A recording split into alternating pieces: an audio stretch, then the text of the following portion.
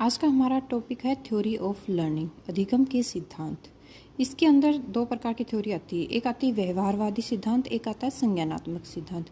व्यवहारवादी सिद्धांत जो होता है वो उद्दीपक अनुक्रिया सिद्धांत होता है, और जो संज्ञानात्मक सिद्धांत होता है वो उद्दीपक उद्दीपक सिद्धांत होता है, यानी कि उसमें स्टिमुल्स और रिस्पॉन्स दोनों होते हैं, और कोग्निटिव जो होता है उसमें स्टिमुल्स होते हैं।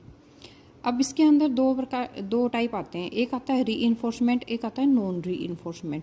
री के अंदर कुछ थ्योरी हैं, जैसे थार्नडाइक की theory, Skinner theory, health theory, पावलव theory. Thorndike जो है उन्होंने ट्रायल एंड एरर मेथड दिया था। स्किनर जो है उनका ऑपरेंट कंडीशनिंग थ्योरी है, और हेल्थ जो है उनकी री थ्योरी है, और पावलोव जो है उनकी क्लासिकल कंडीशनिंग थ्योरी है। अब नॉन री के अंदर सिर्फ एक ही थ्योरी आती है, गुथ्री थ्योरी, जिन्होंने समीपता का सिद्धांत दिया था। अब सेकंड जो है वो है कोग्निटिव थ्योरी। इसके अंदर क्लासिकल कोग्निटिव होती है और मॉडर्न कोग्निटिव होती है।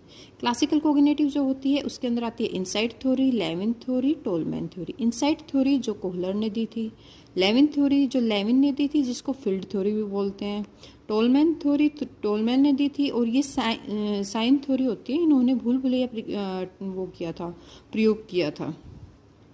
मॉडर्न थ्योरी जो होती है उसके अंदर आती है बांडूरा की थ्योरी। बांडूरा ने सामाजिक अधिगम का सिद्धांत दिया था। आशुबेल ने अर्थपूर्ण सिद्धांत दिया था, और फिर आता है ब्रूनर का सिद्धांत। तो ये कुछ थ्योरी हैं जो कि इम्पोर्टेंट है। इनमें से